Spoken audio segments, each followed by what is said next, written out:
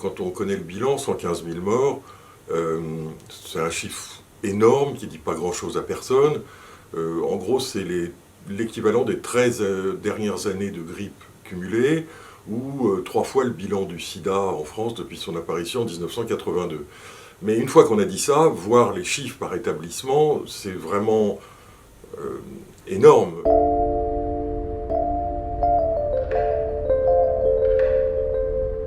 Dans ce palmarès 2021, on a laissé une grande place à l'épidémie de Covid, avec une photographie assez saisissante des 450 établissements qui ont enregistré le plus de décès, le plus de patients hospitalisés, le plus de patients passés en soins critiques.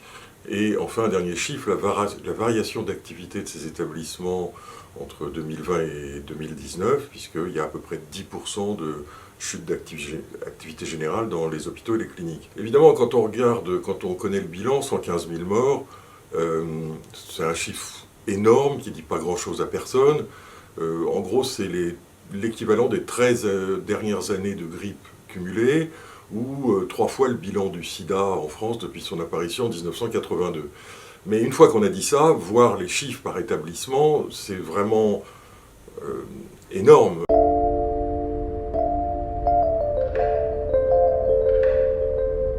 Un exemple, les deux premiers centres qui ont connu le plus de morts sont bien sûr les grandes forteresses de l'hôpital public, c'est-à-dire l'Assistance publique Hôpitaux de Paris et les Hospices civils de Lyon. Mais le troisième hôpital, c'est le CHR de Mestionville, 1052 morts, ce sont des chiffres qu'aucun hôpital ne connaît normalement. L'autre chose saisissante, c'est qu'avant l'épidémie, un plan était prévu qui regroupait 16 établissements de haut niveau qui étaient censés prendre en charge les patients.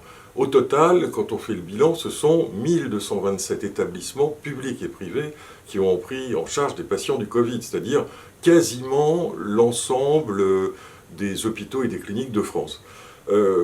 Un mot sur les cliniques, elles ont pris 10% des patients hospitalisés, elles ont enregistré à peu près 6500 décès, elles ont joué le jeu, comme on leur a demandé, avec des établissements qui ont connu un nombre de décès incroyable, encore plus inhabituel, je dirais, pour le privé que pour le public. On retrouvera dans le palmarès donc des cartes avec établissement par établissement, ces 4 chiffres qui permettent d'avoir une autre vision de l'épidémie de Covid en France depuis 18 mois.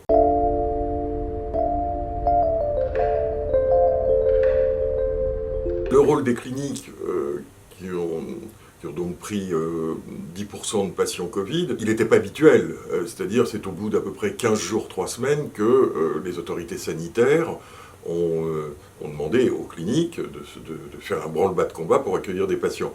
Il y a des gros établissements qui disposent de structures de réanimation, de soins intensifs, mais encore une fois, sans commune mesure avec le public. Donc il a fallu pousser les murs, il a fallu créer des places de réa. C'est un effort qui a été considérable pour le public, mais qui a été aussi considérable pour le privé. Et effectivement, ça a servi notamment en Île-de-France à délester les hôpitaux parisiens, qui pour la première fois de leur histoire étaient totalement débordés. Donc ça a permis, dans la périphérie parisienne, d'accueillir un très grand nombre de patients. La clinique, par exemple, de Brou-sur-Chantraine, c'est près de 700 patients pris en soins critiques, un chiffre complètement abracadabrant pour un établissement privé. Donc elles ont joué le jeu. Et heureusement, parce que sinon l'hécatombe aurait été évidemment pire.